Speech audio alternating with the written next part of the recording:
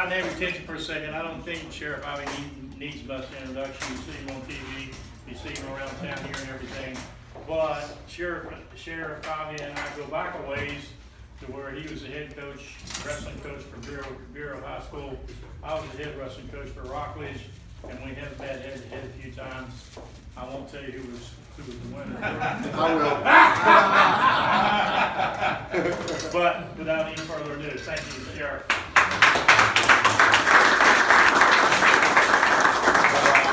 I'm going to, of course, start where I always do, and that is to say thank you for allowing me to continue to serve as your sheriff. I love this job. It is the funnest thing I have ever done in my entire life. And I can tell you that one of the things that makes this job so special for me is I am surrounded by 1,500 incredible men and women of our agency that are out there knocking it out of the park to keep you safe out there. So you see one of them out there, I don't care what role they play, whether they're one of our deputies, one of our corrections deputies, one of our communications officers, even the person that makes our computers turn on every day. You let them know how much you appreciate what they're doing, because they're doing a tremendous job for you out there to keep you safe. You saw an example of that last week in what happened throughout the county. I'll give you a little quick briefing on that for those of you that haven't had a chance to see it all as it took place. Early in the morning, we had an individual that carjacked, or actually two individuals that carjacked a guy that offered to stop and help him, a good Samaritan that thought they were broke down on the side of the road. Stopped, tried to help him. His reward was getting a gun stuck in his face and his car stolen. They took his car. That was about 7:45 when we got the initial complaint. Around 1 o'clock, one of our K-9 deputies spotted the car up in the Canal Groves area. Tried to get close enough to it to make sure it was the car. The driver of the car spotted him and took off. So we never got in a position to get right behind it. Star was up for another call that we had going on in the county, and Star started trying to find it. Another one of our deputies located it at 524 and 95, and from that point, they went south on 95, down into Rockledge, Morrell, back to Eyster, turned northbound in Eyster, got on US 1, went through Cocoa Village, all at a high rate of speed. Wow. And when I say a high rate of speed, I'm talking about, you can't imagine how many people have called us and said, I saw that, they ran me off the road. Thank you. They came out of Cocoa Village, went on the causeway, and when he got on the causeway, if you've had a chance to see the aviation footage, he actually gets on the, as soon as he comes across the causeway, he gets in the westbound lane, traveling eastbound, and he's flying. I mean, he is absolutely flying.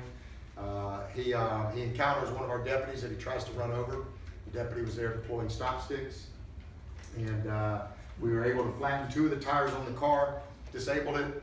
He jumped out, he tried to carjack a Jeep Patriot that was sitting at the gas pumps.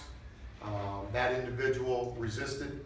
At that time, one of our deputies, Chris Ferrante, pulls up, and as Chris pulls up, he runs, goes back out in the street, stops a car at gunpoint. The first car he stopped was a gold Buick, and the driver of that car wouldn't get out of the car, and actually was, I'm told, much bigger than I am. So he figured his odds were not good. He went to the second car that was stopped behind him. A woman was trying to snatch her out of the car and carjack her, and Chris Ferrante approached him, and he turned, pointed the gun, and Chris Ferrante shot him multiple times. Unfortunately, and I say this right on video, he survived. And I say that because this is a very violent, evil individual. And Chris did an amazing job, as did everybody, not just our agency, but all the agencies that were involved in this. Sheriff, is it Space Coast Daily where they could find that star footage? Oh, absolutely. You can find it on Space Coast Daily. You can look there, it's on there. But I will tell you that the thing that's most frustrating for me in this is not how many lives he put at risk that day, not how many deputies he put at risk and how many citizens he put at risk. The most frustrating part for me is that he was arrested on February 20th for the same exact thing and was let out on bond after carjacking people at gunpoint, was given a bond. A bondsman bonded him out, and just a short time later, he's doing this again.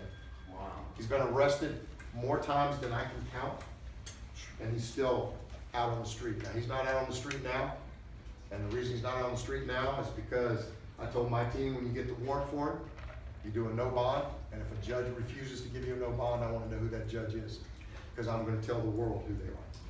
Wow. And so he's sitting in our jail on the no bond, and it is outrageous that he was ever out where he could hurt anybody. But a credit to the team. Chris Ferrante, some of you may remember Chris's dad, Jack Ferrante, a longtime motorman for us. He's passed now, but Chris is a great sergeant for us in our canines and our motor unit, and he did a great job. And it's a shame that somebody's life has to be impacted like Chris's life has now been impacted by him being shooting. But thank God that he was there. He did a tremendous job on it. So I'm going to touch real quick too before I jump to the main topic on our crime rate. And I'm really, really proud of our crime rate. You know, when I first came in, I told everybody my job was to lower the crime rate. How do you lower the crime rate? You have fewer victims. That's how you lower the crime rate. So we started that. We said we're going to lower the crime rate. The first thing that we did was we developed a partnership with you. We developed a partnership with our citizens so that we can tell you the type of crime trends that are going on. So you know how to protect yourself. You are the first line of defense in protecting yourselves. The likelihood of me standing next to you when a crime's about to occur is slim and none, unless you're at a buffet, I'll be honest with you. The only chance you got of me being there. But the reality of it is you're the first line of defense. So what my goal was to develop a partnership with our citizens where we push out information constantly. If we're getting hit with burglaries, unlocked cars, you're going to know about it. If people are leaving their garage doors open, we're going to know about it. We're going to tell you about it. Texting and driving, all these different things. We constantly blast it out through our community outreach, and that is things like I'm doing today, but also through our social medias that we have and pushing that information out. When you look at our social media output, we reach, with one push of the button, over 150,000 Facebook followers, almost 30,000 Twitter followers, and a fast-growing number of Instagram followers. All because of the push of one button, and it goes out. So we are reaching a huge dynamic of our population, but then we do presentations like I'm doing today. Our job and our goal was to get to everybody with that vital information. So how's it work? Between that and a very aggressive agency, I do not apologize for us targeting criminals. My chief deputy, Doug Wallers, who some of you may know in the room, the first time I said in a public forum, we target criminals, he almost passed out. He said, Wayne, you can't say that stuff. The media will eat you alive. Why? We target criminals. They target us. Fair play. So when they target us, we're targeting them. If they don't want to be targeted, don't be a criminal. You don't want to be on the wheel of fugitive? Don't be a fugitive. That's your options. So we target criminals. So between a very aggressive agency, I tell my people to put bad people in jail. That's what they get paid to do. If you spit on the sidewalk, we are putting you in jail. And I mean that from the bottom of my heart. I'm zero tolerance. So between aggressive agency, partnership with our citizens, and then working on the backside with some rehabilitation programs, trying to get these inmates back into a positive mode when they come out, trying to get them a job, trying to have programs inside to help them deal with anger management, domestic violence, whatever it is that put them there, drug rehab, and all trying to do that. Have we been successful? In the past 7 years, our crime rate has dropped 33.7%. In the past 7 years, we've had fewer victims than any other time in the last 40 years of keeping stats on crimes. And there's only one reason for that, it's because of the partnership we have. So let's talk about that partnership, how it plays out into church safety, because I know everybody in here has that ever present on their mind. So let there be no doubt, our houses of worship are under attack. They're under attack, in my opinion, from two levels. One, physical attacks. Someone walking in and trying to kill those inside. Two, they're under attack on the Constitution. Our freedom of religion is under attack. That's right. And everybody in this room knows that. Everybody in this room is starting to see it. And I blame us. And when I say us, I mean all of us. Good, God-fearing Christians. I blame us. Because what we have done is, instead of being offended and offending those trying to take our rights, we've sat back and let it happen. When the meetings were happening and the things were going on, all of us said to ourselves, they're not going to do that. They're not going to take prayer out of school. It's what we were built on. It's what our country was built on. And so we stayed home. We didn't go down to the meetings. We didn't go down to the commission meetings and all the other things because it was just good common sense. And it was the Constitution. And then what happened? It was gone because we let them take it from us. And then the flag, and on and on and on. Our rights are under attack. So we have to work from two fronts to protect our houses of worship. One, making sure that we're sending the right people to Washington, and making sure we're sending the right people to Tallahassee. And by the right people, this is what I mean. If they are not representing our best interests, and in my best interest is the Constitution of the United States. If they're not representing that, they got no place in legislation. They got no place in Congress. So pick those people that you're going to send. Pick them well, because they are going to be the ones that decide what happens to us. Now, the second part is, how do we fight it in the house of worship? And that is simply, again, that partnership with us. How many of you have a concealed carry permit? All right. How many of you have your gun with you right now? Okay. I know Sam does. All right. Those of you that don't, this is what I would say to you. All you have to do is read the paper. All you have to do is Google search where these shootings are taking place at. And then ask yourself, how many times are you in one of those places? Yep. How many times are you in the movie theater? How many times are you in church? How many times are you at a Christmas party? How many times are you at a concert? How many times are you at the mall? In fact, let's just narrow it down to right here. How many of you lived here in 1987? Okay?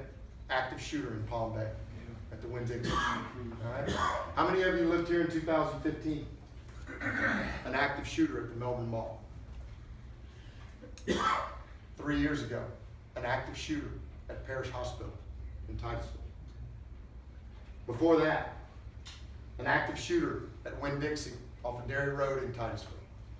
And that's all right here in our community. So those places that we go every day, we need to be prepared to be the first line of defense. And that includes our houses of worship. Now the strategy that we have taken, we teach a course. In fact, one of my commanders came up with this great title for our church safety course.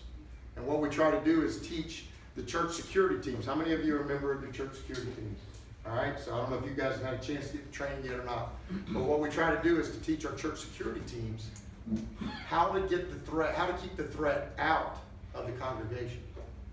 We don't want to fight that battle inside. We want to fight it outside before it ever gets to the sheep. We want to fight it out there. So that's part of our training. And my commander, J.J. Woolsey, came up with this great title for our course. It's called the Ministry of Defense. Ministry of Defense. And so we are actually teaching churches how to set up their church security teams. If your church doesn't have one, call us. Call Sam, and we will get that team to you to teach it. We want every church to have that opportunity. But the first part of this is you. If you have a concealed carry, carry your gun with you everywhere you legally can. Everywhere you legally can. But the first place you need to carry it is to our course that we have. It's called Self-Defense Through Tactical Shooting and Decision Making. Come take that 8-hour course. How many of anybody had that course yet? Anybody had it? How was it, Dave? Excellent. Yeah, it's our firearms instructors, who I believe are some of the best, our red shirts as I call them. They're some of the best in the country, teaching you how to tactically survive. And the biggest thing to carrying concealed is being comfortable with carrying concealed. Get you something that you are going to be comfortable in. Get you a holster that you're not worried about your gun. If you're taking your gun and just stuffing it down in your waistband, you're not comfortable. You're constantly in a mode of, oh man, it's going to fall out, or I'm going to leave it somewhere, something of that nature. Get you what you're comfortable with. I just went and bought a Diamondback, a little 9mm. And I don't know if you guys have had a chance to see some of the new guns they're producing, but they're beautiful. I bought a little 9mm Diamondback gun. It fits right in the palm of my hand. It's got a thing on it like my ink pen, a little clip that goes in my pocket, and it's got a trigger guard so that I can't accidentally shoot it in my pocket. How comfortable am I with it? 2 weeks ago, I was playing racquetball, and I was like, man, something just doesn't seem right. I still have my gun on. I've been out there playing for about 20 minutes with my gun in my pocket because it's so comfortable to me. But comfort comes in two forms. How comfortable are you when you carry it, and how comfortable are you with it? Those are two different things. So that's the first step. The second step is training, training, training. Once we establish the church security teams, we want them to train. We provide them updated materials so that they can continue to train and develop new techniques. But we want it stopped outside. We want a century team outside that's going to stop them before they ever get inside. I promise you, if we set that century up and somebody says, well, everybody wants to attend the service. Well, most places today have multiple services. And so if you're on the security team for the 9 o'clock service, you get to attend the 11 o'clock service. Or maybe you don't get to attend the service that day, but you're still doing God's work. Right. Amen. You're protecting everything. And so that's what we have to do. Again, we have to fight it on two fronts. You know, how many of you saw what we did to our cars? The design change I did. I knew it. I knew when I put in God We Trust on our vehicles that I was going to be targeted by the Freedom from Religion Foundation. This ain't my first rodeo. All right? Sometime back they targeted me because I put a picture of Coach Lou Holtz. He'd come to do a leadership conference for us. I put a picture of him. The only place I could find to hold the conference, because I had so many of our members in attendance, was the East Coast Christian Church. And so Coach Holtz was standing on stage. I took a great picture of him, and the cross was in the background. I put that up on my Facebook page. That was the first thing. Second thing is, on Easter morning that same year, I put a very nice graphic that our team had created, and I put up, "He is risen." That was all it took. They sent me a letter telling me I was to cease and desist. That their right to not believe in God had to be recognized by government. And as an elected leader, I couldn't use our Facebook page to put up my own beliefs, my own rights. So I'm a professional. I didn't call them and tell them what I really wanted to. But I had my attorney write them a letter. And in that letter, in their letter to me, they had said they were going to take me to trial. In my letter, I said, that's what they built the courthouse for. You will have to sue me starting in Brevard County. I like my chances. And then I signed it, God bless. So I was on their radar screen. And I knew when I put in God We Trust on our vehicles that it was coming. I hoped it wasn't, but I knew it was. And so we put it on there. And then it started. Here they came. Immediate email, certified letter, thrown a lawsuit. But as I said, this ain't my first rodeo. So I'd already had Laura Moody, our legal advisor, do the research with the Supreme Court and upheld that in God We Trust is our national motto. Amen. That in God We Trust is our state motto. Amen. And what's so funny is they were offended by the fact that I put it on my cars. But they weren't offended by the fact that it's on every badge in the state of Florida. If you read my badge, some of you are not going to be able to read this because it's very small font. But if you could read my badge, you will see in God We Trust on it. I also knew that they were going to try and say it was a waste of the taxpayers' dollars. So, again, not my first rodeo. I called my great friend AJ Hires, who pays for all the food for the animals in my shelter every year.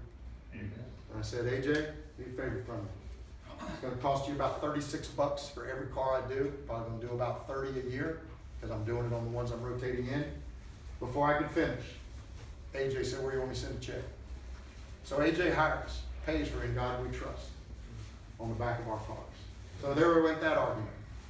So then they tried the court argument, and then I got on Fox News, and I made the statement that some of you may or may not heard, but I can tell you one person that did hear it. My statement was, they said, are you going to take it off your cars? That's what the reporter said. And I said, they have a better chance of me waking up thin in the morning.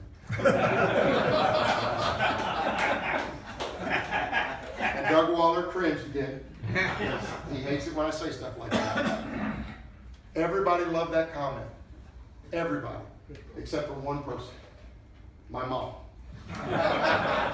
My mom called me up and said, Wayne, you shouldn't joke about God. I said, Mom, I wasn't joking about God. I was just telling them that's how headstrong I am. I'm not taking it off. She goes, no, you were joking with God in the sentence. Do not do it again. And hung up the phone. That's my mom. All right? So, I don't talk to her anymore. She calls, and then I talk to her. But, you know what? We're not going to back down. And I'm telling you, I believe this in my heart. If we don't get out and start being the vocal majority instead of the silent majority, we're going to lose this war. We're going to lose every right we have. Our Second Amendment is so under attack right now, it's not fun. It absolutely is. For what? The Second Amendment is the military of the Constitution. Right. It's put there to give us the ability to fight not each other, but fight overrun by government. And so we got to stand strong. You saw not too long ago where a lot of places were going to sanctuary, 2A sanctuary cities and counties. Happened all over the country. And I got asked about it. I got asked, are you going to go to are we going to become a Second Amendment sanctuary here in Brevard? And a lot of people said, there's no sheriff in the country that's stronger on the Second Amendment. And I don't know if you believe that or not, but I can absolutely tell you that that is a fact. I have the NRA tattooed on me. So I challenge you to find somebody that's going to do that. So my wife calls that my anger tattoo. Not that it makes me angry, it makes everybody that sees it angry. But here's the reality. We got to stand up. We got to start fighting. And I don't mean physically fighting, I don't mean violent. We don't believe in that. But we do got to start standing up and making sure we're protecting every right we have. So my answer was no, we're not going to be a 2A sanctuary county. And some people said, why? And my answer was simply this. The Constitution is the strongest document in the land. And the Constitution makes the United States of America a sanctuary country. Yes. Amen. Right. So why go do a county ordinance that has no teeth? In fact, I think when you pass a county ordinance saying that we're a 2A sanctuary, you actually weaken the Constitution. That's right. That would be like saying we're going to pass a county ordinance that says driving while intoxicated is illegal. Why don't we do that? Because we already have a law that says it's illegal. So we don't need to say we're a 2A sanctuary county. We need to say we're a 2A sanctuary country. And that's what the Constitution says for us. And so I got with Christina Znardi. I don't know how many of you know Commissioner Znardi, but she's probably got more spine than any person I've ever seen. And Christina Znardi called me and asked me about it, because people were asking her to do it. And I said, Christine, if you want to do something that shows what we are in Brevard County, instead of doing a resolution or an ordinance that says we're a 2A sanctuary, do one that says we recognize the United States Constitution as the strongest document and foundation of the land. So that's what she did. She did a resolution recognizing the Constitution and that we will be unwavering in our support of it. So we gotta be vocal, folks. We gotta have our eyes open when we're in our houses of worship, and we gotta have our ears open for those that are attacking us, and then we gotta be a movement. We gotta be a movement that goes together in a very professional way and says, enough is enough. You're not taking another single thing from me. And you know what? There's some people in this room. I see one of them sitting right over there. Veterans that fought for every right we have. Some are sitting in this room and some didn't make it back. But we have to stop sitting at home, sitting on the sofa eating bonbons, while the silent, or the vocal minority rather, is down there getting what they want. Yeah. We gotta stop. So I'll open the floor for any questions you guys have. And you can ask me about anything. It doesn't have to be about what I've talked about. You can ask me about anything you want. So you guys fire them away. Yes, sir. What did you call that 9mm? I need to write that down. Oh, it's a Diamondback. It's the company, or right here, they off of Grissom, up in Canaveral Groves, And it's a Diamondback. Do you remember what the model is? It's a 9mm. It's a beautiful little gun. What do they run about? You know, I want to say they're like 220. That's cheap. Yeah, and it's a good little gun. Diamondback has actually joined forces with Reed Knight, and their weaponry has really come a long ways.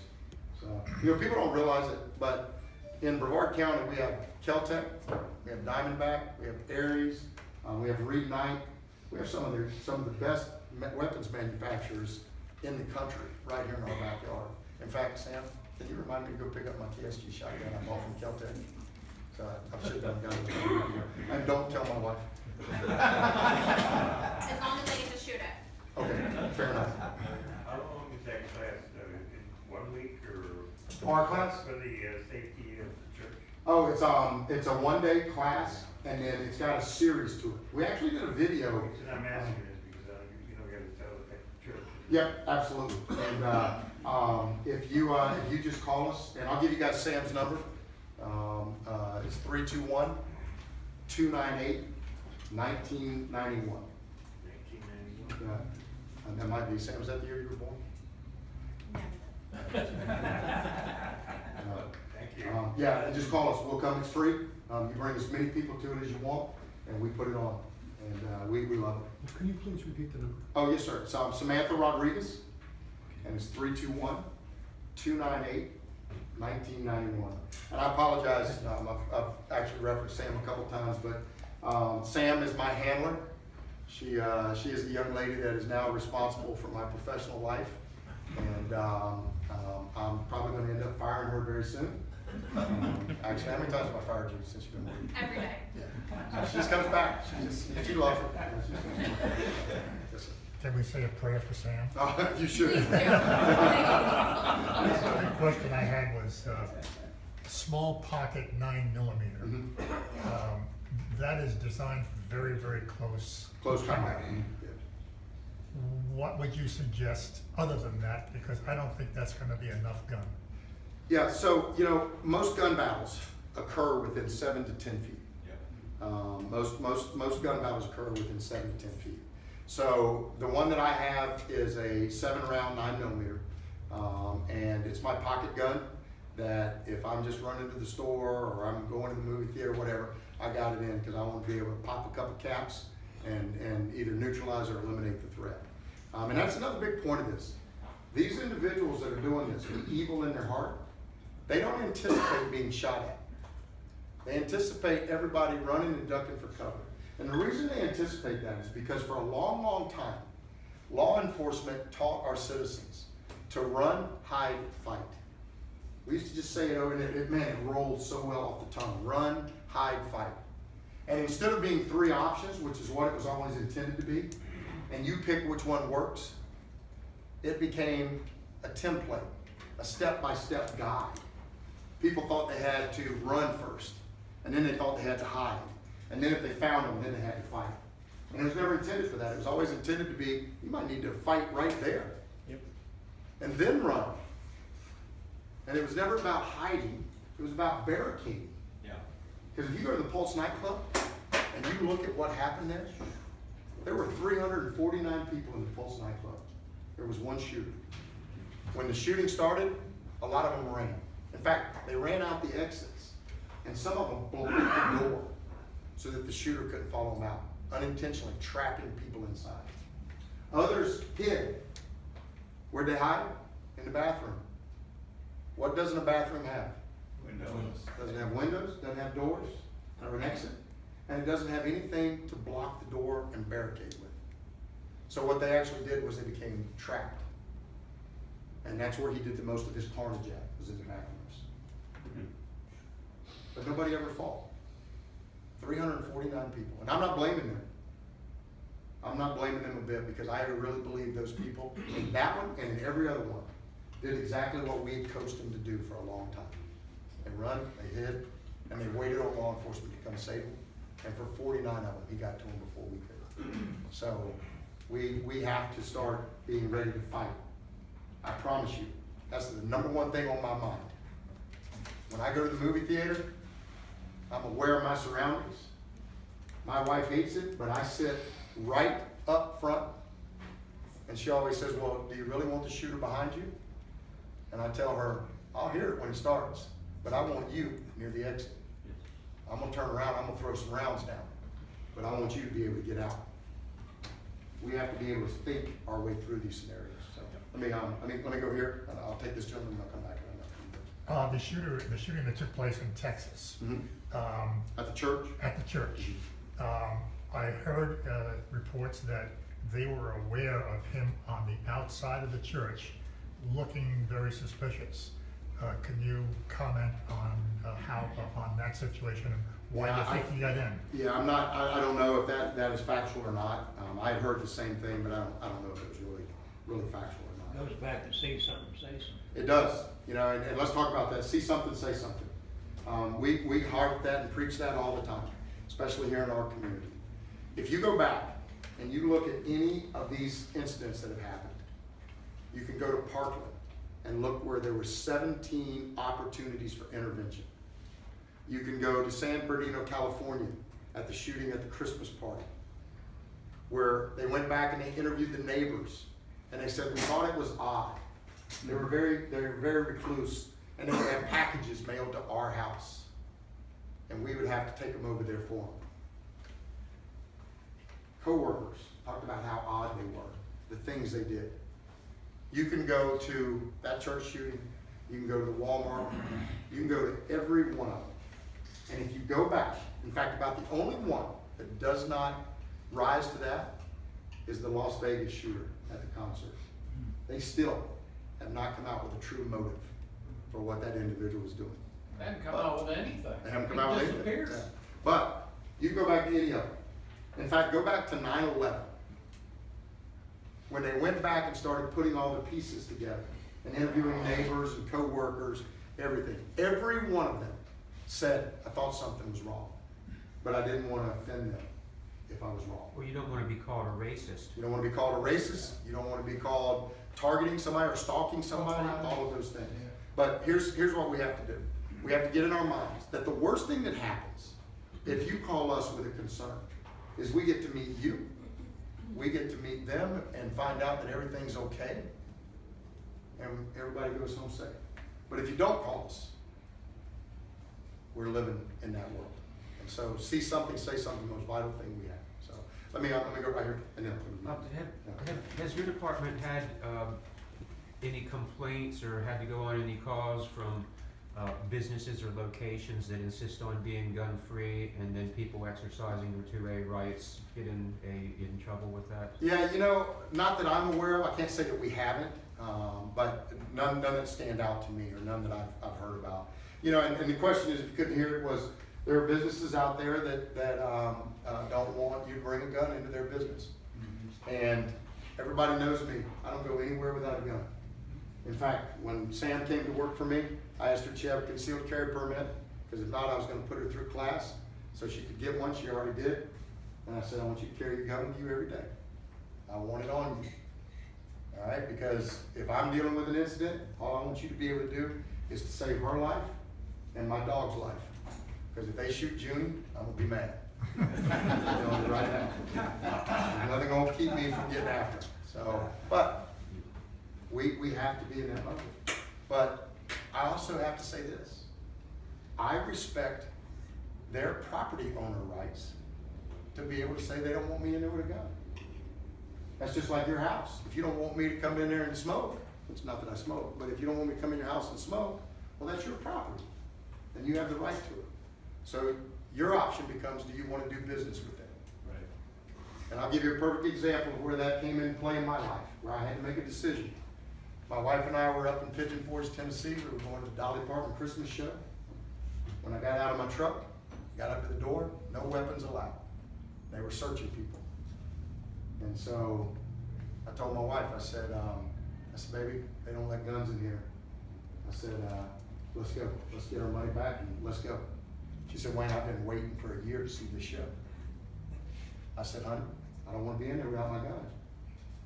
So she said something else. I'm not going to tell you what it was. And I went back and I locked my gun up in the safe in the truck. I went on in there. Because I'm married to an attorney. redhead. And I'm scared. But I had to make a decision. Was it worth it for me? Sure. So when you go to these places, you gotta make a decision. You wanna do business with Will or not? Talk a little bit about stand your ground. Stand your ground.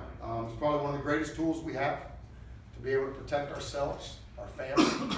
A lot of people don't realize that stand your ground extends into your home and anywhere you are. The best way to explain stand your ground is it's like the old force shield that was around Star Trek. All right, put up the shields. That's what it is. It's an area around you that you have a right to not have to retreat.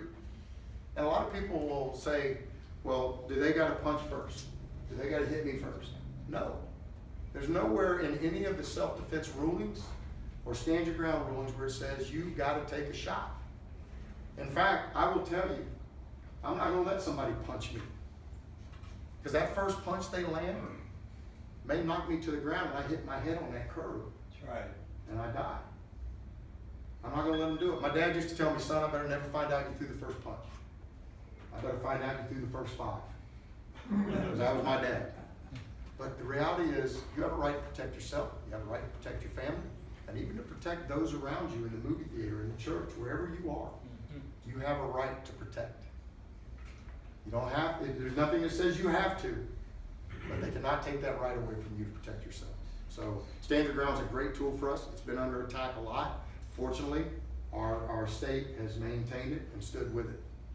And I will tell you, I have a deputy sheriff, that young man that worked for me, he was down in Palm Bay, probably been 3 or 4 years ago now. He was off duty, and he pulled out accidentally in front of a car with 2 guys in it. They tried to run him off the road. They chased him for almost 3 miles. Wow. He stopped at a T intersection or an L intersection. They got out of their car and tried to snatch him out of his car. He pulled away, pulled off the side of the road, got out, and as he got out of his car, they came chasing him, and one of them reached in his waistband. My guy shot and killed him. My guy right now is fighting for his freedom because they charged him. And I do not believe in that. And our state attorney, Phil Archer, and I are great friends. And I believe Phil absolutely has the best interests of our community at hand. I really do. But in that one, I think he was wrong. How far is far enough? 3 miles. They tried to run him off the road. 3 miles. His wife called him during the chase, when they were chasing him. They told her, honey, I can't talk to you. I've got 2 guys trying to run me off the road. Threw his phone in the seat and it bounced over in the floorboard. All of that factual. But they charged him. And I believe he's going to be acquitted. And I will tell you right now, the day he is acquitted, I'm going to hire him back as a deputy sheriff at the Brevard County Sheriff's Office. Because he shouldn't have to lose his job when he did it. In that Pulse 39 shooting, okay, does anybody know if anybody that was in there had a concealed carry permit? Where was, which one? You know, the one, that big shoot, the Pulse over in Orlando, Mhm. you know, do you know if any of the people No. that, Nobody was concealed carry because you can't conceal carry in a nightclub. oh, Yeah, so nobody. And that's what a lot of these shooters are doing. They are picking gun-free zones. That's why they're hitting our schools. That's why they're hitting nightclubs. That's why they're hitting churches. Most of you may not know this, but if your church, how many of your churches has a school on campus? All right. So I'm gonna tell you 2 things. 1, by state statute, if you go to a church, if you attend a church on Sunday that has a school on the campus Monday through Friday, by statute, you can't carry your gun on Sunday morning to church. Really? Yep, because it's a school and you can't carry a gun. So right now, we're working on legislation to change that. I don't know if we'll get it through or not, but we're working on it. And that is not a gun issue. That is not a gun issue. It goes back to what I said earlier about these places that don't want you to carry a gun. That's a property rights issue. That church is a private facility. And if the pastor or the leadership team from that church wants to let you carry a gun on their campus, that's their property. How can they say a church can't give you permission to carry a gun on their campus, but yet Disney World can stop me from carrying my gun on their property. Even me as a law enforcement officer, when I go to Disney World, I can't carry my gun anymore. That's crazy. But there again, I support property owner rights, but let's not have it one-sided. Let's let the churches decide what they do.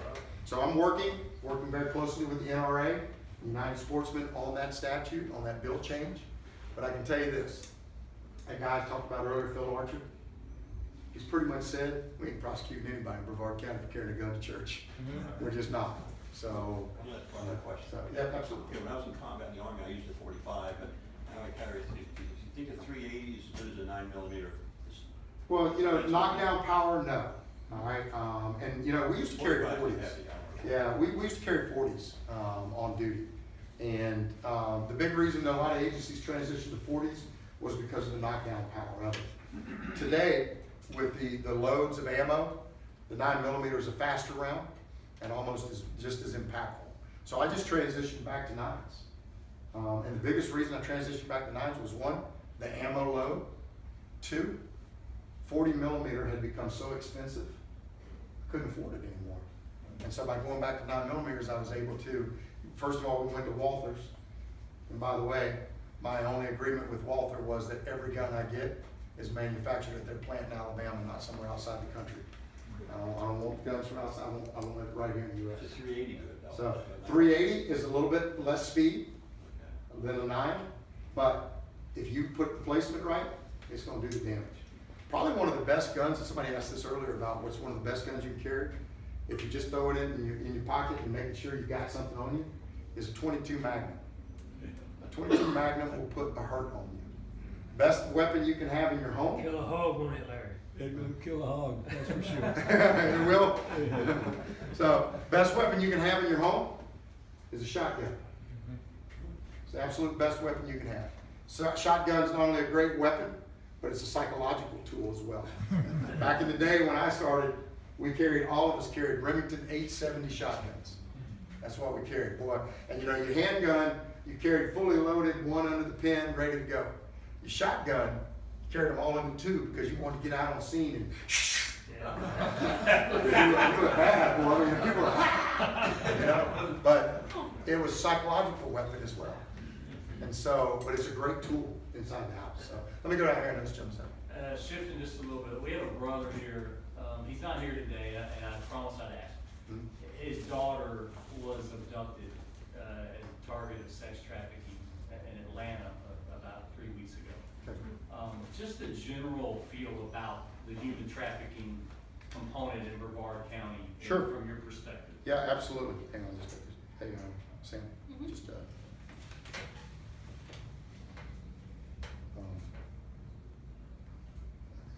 just write on a check on people before. That app, so my dog's out in the truck and that app tells me what the temperature is. We don't get good service. Yes. But so yeah, here's the situation with human trafficking. For a long time, everybody had their blinders on. Right. Everybody said human trafficking doesn't exist in places like us. All right? And it took a while, but finally blinders are being peeled off. And so the best way to answer it is to what we face. When you look at human trafficking and how they make their money, the people that are smuggling humans are making their money in one of three ways. They're putting them into forced labor in the agriculture industry. So you have to ask yourself, in Brevard County, do we have agriculture? Yes. It's one of our biggest things, all right? The second way they put them to work and make money off of forced labor is in the hospitality industry. And that goes to anything from cruise ships to hotels to nail salons to massage parlors, on and on. Do we have those in Brevard County? We have the second busiest passenger cruise terminal in the country. And then the final way that they put them into play is through sex trafficking, using them in the sex industry. And it doesn't matter where you are, whether you're in North Dakota, or you're here, or you're in Britain. Selling people set for sex is a money-making industry. As sad as that is, but it's real. So the answer to that is, we have to worry about it here. We have to. You know, a lot of the stuff that goes on now goes on the dark web. with the cyber side of it and on the back page, stuff like that. A lot of people don't know this, but Casey Smith, when Casey Smith was shot in August of 2015, Casey was trying to arrest a girl for prostitution. And a lot of people said to me, why were you guys working prostitution? It's a victimless crime. But it's not. Because prostitution is one of the tools they use in human trafficking. And so we have to work it from that point backwards to be able to get the human traffickers. And so it's not a victimless crime. And that's why Casey was shot, was that day. So it's something we have our eyes wide open now on and working. Being on the safety team at Church of Viera, one of the things we like is on Saturday nights when I work with Phil Sims, we have an off-duty deputy there and a car sitting out front. We feel that's really a good thing because we think that there's a lot of issues.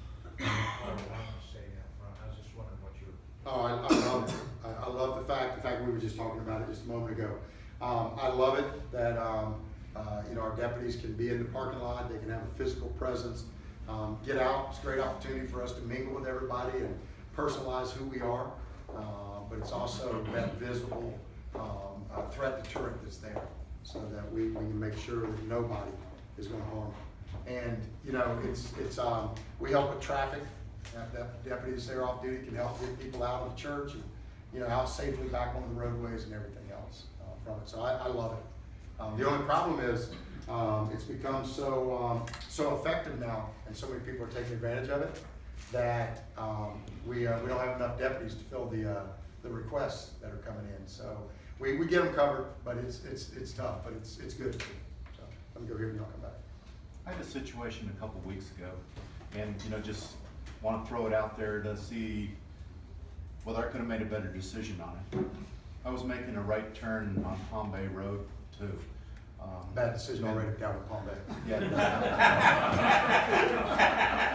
I understand the I was making a right turn. It was red for me. It was through lane for the Minton Road folks. Looked left, looked clear for a quarter mile back. Made the turn. Short ways up, I get this horn blowing on my back. This Honda Accord was behind me. They were all upset and mad. They must have been going at a huge rate of speed and or shifted from the left lane to the right lane to get into that lane in a way that I had already made the turn. I was actually going up and going to make a left turn. I got in the left turn lane. They got in front of me just before the stoplight at Heald Road. Lady got out of the car. It's two ladies in the car. She starts cussing and swearing and you know how I handle it. I'm not leaving this car. Right. I'm not rolling down this window. I got a little bit of room, enough to get around her if I need to. She's out of the car, but I don't want this to be a, you know, high-speed drive down the road. I let her spit on the ground at me and swear, and then all of a sudden she drove off and left. Do you have a cell phone with you? Yep. Why don't you call 911? That's the first thing. Yeah. Okay. So yeah, calling 911 is always the best option for us. You know, what I tell everybody is, if you can avoid a conflict, avoid it. You know, if you have to, you know, if you got to stand your ground, so to speak, then you stand your ground. But if we can avoid that conflict, then avoid it. I mean, I didn't want to make any gestures because I didn't want to use a wrong gesture at her. Right. Right. I mean, and so I just was. And road rage is one of those things, man. You never know what's going to happen. I literally a few weeks ago had a guy come right up on my tail. Of course, I drive a unmarked Tahoe. Come up on my tail, and I was doing the speed limit. He comes up on my tail and starts flicking his lights and everything else at me, and you know, to get out of his way. And so I'm like, what a nut. So I just kept, you know, maintaining. Then he pushes right up, gets right up on my bumper. So now I'm like, okay, you're getting stopped here. I'm just trying to find my hole to get over so I can get back behind you. Then he jerks all the way over. I was in the inside lane. He jerks all the way over in the outside lane, comes around the car. How he didn't flip his car is beyond me. Wow. And then he comes by me and is doing some sign language for me. So I appreciated him getting in front of me because it's easier to stop them when they're in front of you. And so I stopped him. And it's amazing what people look like when they get stopped by the sheriff. So I had a little talk with him, and he, as my father would say, I had to come to Jesus meeting with him. And I told him, I said, man, what are you doing? What if this was somebody that was, one of our seniors or somebody else that you scared to death and they ran off the road and killed themselves, Yeah. But road rage it's out of control. I mean, it really is. And the best thing to do is avoid it. Call 911, let us know. And then, like you said, I love the fact that you said you kept enough distance so you could get your car out of there. You didn't box yourself in or anything of that nature. Should have gotten their license plate number. So license plates is clear, but the main thing is your safety. And waiting on the highways, is it legal to pass on the right? I mean, that's what they do nowadays. So Yeah, it's, we don't want you to. And actually, one of the things we're enforcing is people that get in the inside lane, passing lane, and sit there. We've started enforcing it. And I'll tell you too, I don't know if you guys see it or not, but I go out and I ride with our motor unit about once a month. It's a very humbling experience to go out and ride with the motor unit because you think you're a good motorcycle rider until you ride with those guys. I hate them. I do. I hate my motor unit because they can turn around. They'll turn that motorcycle around in this space right here, and I'm over there like.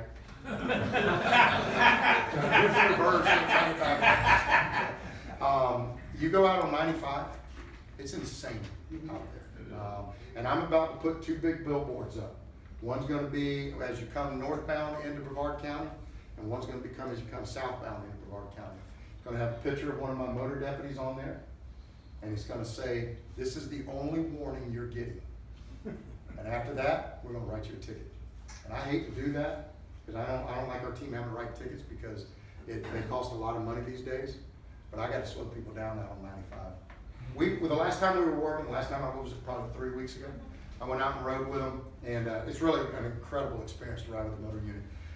It's neat to watch people's heads as you go by. Like 10 of you all together, people turn their heads and stuff, and I'm in the back, and they always tell me every time I ride with them, "Sheriff, take the motor 1 spot." So if you've ever ridden or seen the motor unit, motor 1 is the first bike on the inside, on the left. Motor 2, motor 3, motor 4, all the way. So they say, "Sheriff, take motor 1. Well, my motor 1 is Chris Ferrante. He's my sergeant. He runs that unit, not me. So, no, I'm not going to be in the motor 1. Well, take motor 2. No. You know why I don't take motor 2? Because I want motor 10.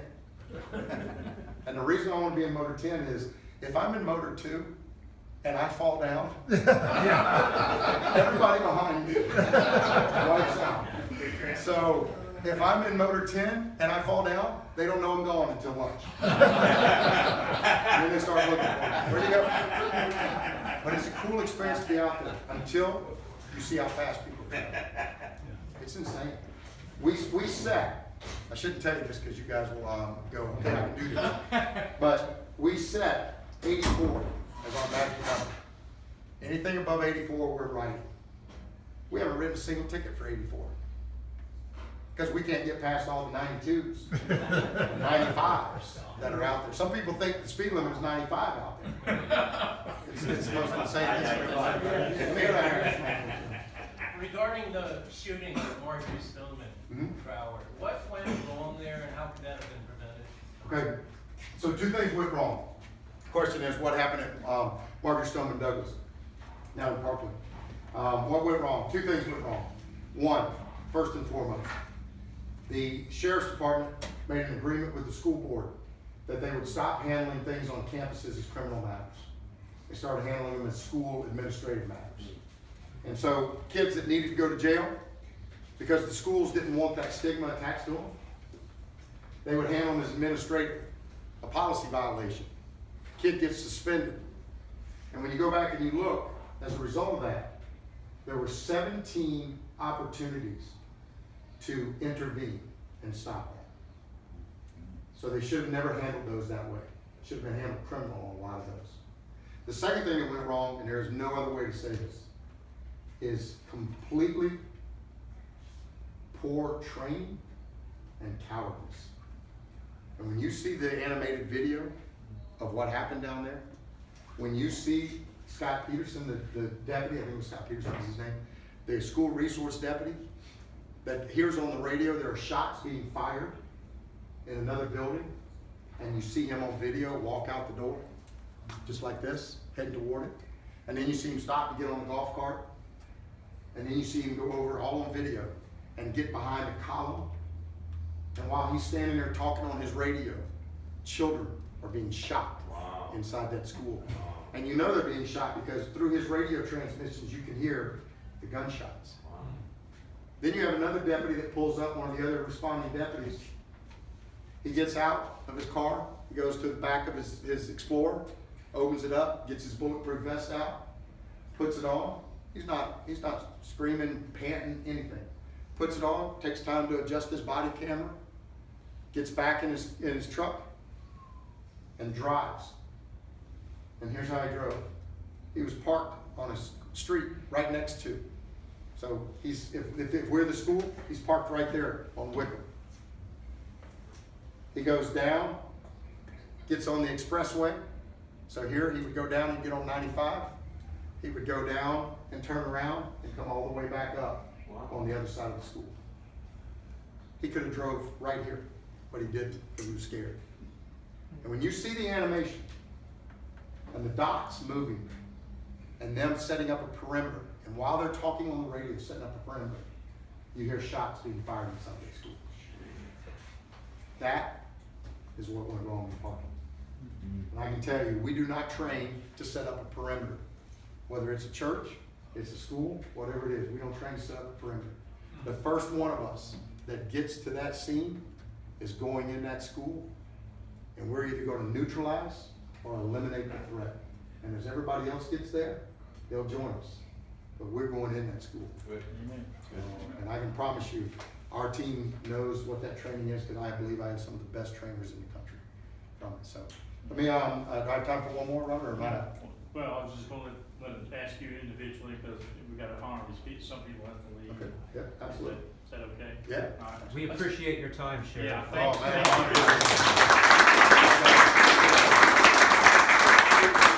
Let's bow our heads and say a quick prayer for first responders. Heavenly Father, we just take time, Lord, to lift up our first responders here. As Sheriff Ivey has brought out, Lord, what their job is to keep us safe, Lord, and we just pray, Father, you put a hedge of protection around each and every one of these officers, the firefighters that are with them in some responses, Lord. And God, we just pray that you give them knowledge, wisdom, and understanding to make the right decision, and always to represent you well and continue to protect us as they do. And we just thank you for doing that in advance. We just ask in your name. Amen. If you got individual questions, Yeah, absolutely. Sam will tell me when I gotta go, so. All right, yeah, all right. See you.